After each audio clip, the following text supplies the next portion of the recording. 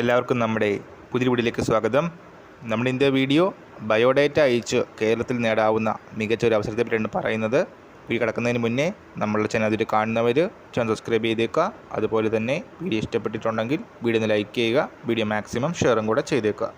ഈ ഒരു executive vacancy അവസരം വന്നിരിക്കുന്നത് കോപ്പറേറ്റീവ് സ്റ്റോറായി തുടങ്ങിയ കേരള മാർക്കറ്റ് ഫെഡിലാണ്.